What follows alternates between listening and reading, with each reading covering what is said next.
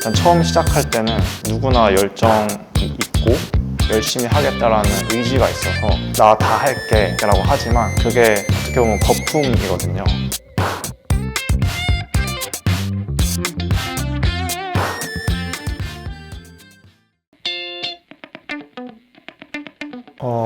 일단 제 스스로가 흔들리면 같이 일하는 분들도 제가 티를 안 내려고 해도 사람이 좀 불안해하고 좀 신경이 날카로우면 다 티가 나잖아요. 본인은 티를 안 낸다고 하지만 그러면 제 눈치를 보고 그분들도 자기 일을 해야 되는데 제 눈치 보느라고 좀 소극적으로 행동하고 이런 것도 많이 있고 저 스스로도 그런 모든 걸 관리하는 입장에서 아무래도 부정적인 영향을 많이 끼치죠.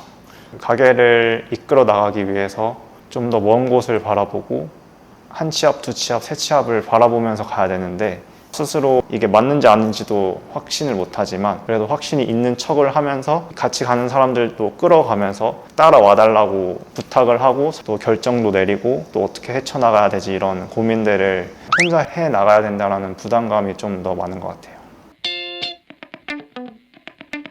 아직 나도 많이 부족한데 내가 사장의 자격이 있을까? 직원을 채용하고 면접 보고 이럴 때도 이 사람들이 나를 믿고 따라줄 만큼의 내 자질이 안 됐다라고 생각을 해서 사장으로서의 자질을 공부를 했어요.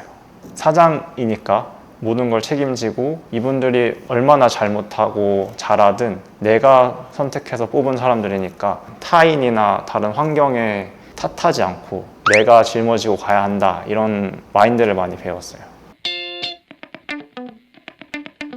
제 상황과 비슷한 상황에서 성공한 케이스가 거의 없었어서 저처럼 되게 외딴 곳에 위치해 있고 가족이랑 운영을 하고 있고 그리고 케이크라는 아이템으로 성공한 분들도 거의 없다시피 해서 어떻게 이걸 헤쳐나갈까를 되게 많이 공부했던 것 같아요. 유튜브도 보고 책도 보고 되게 제가 접할 수 있는 모든 건 다 해봤던 것 같아요. 대표님들이 뭐 유튜브나 이메일 주소나 인스타가 있으면 다 연락을 해서 저는 이런 상황에 처해 있고 이런 노력을 하고 있고 대표님의 이런 모습을 보고 난 이런 걸 느껴서 이렇게 시도를 해보고 있는데 내가 잘하고 있는지 잘 모르겠다 이런 질문도 많이 던져봤고 배워갔고 내가 계속 성장할 수 있다라는 믿음을 갖고 예상치 못한 어려움들이 닥쳤을 때 그냥 그 결과를 믿고 가는 게 중요하다는 걸 배웠어요.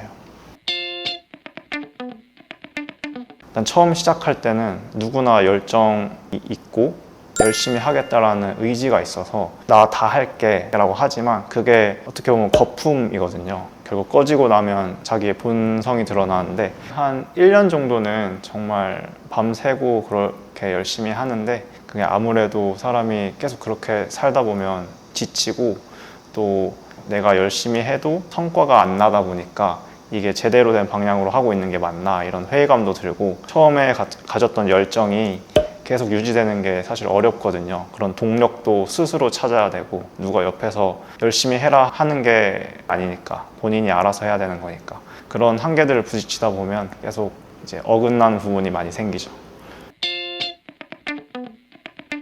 해답을 항상 갈구하는데 정답이 없는 문제를 자꾸 정답을 찾다 보니까 불안해하고 돌아오는 대답은 정답은 없다. 너가 할 수 있을 거라고 믿고 가다 보면 길이 보일 것이다 라는 메시지는 다 동일했어서 지금도 불안한 건 마찬가지지만 옛날에 저처럼 아무것도 모르고 지식에 대한 갈망이 있는 분들이 많을 거라고 생각해서 아무것도 모르는 시점에서 시작을 했다 라면 아무래도 엄청 많은 시행착오를 겪을 거잖아요. 그럼 그 시행착오 속에서 느끼는 바도 다를 거고 아, 난 이 길이 아닌 것 같다 아니면 난 그냥 이 정도만 해도 난 좋다 라는 사람도 있고 난 더 크게 벌려서 더 많이 돈을 벌고 싶다 이런 분들도 있을 거 아니에요. 그런 많은 시행착오 속에서 의견들이 다 갈리기 때문에 다 뻗어가는 방향이 다르겠지만 이런 상황에 처해 있거나 궁금하신 점이 있으면 댓글 달아주시면 제가 아는 범위 내에서 답변 드리도록 하겠습니다.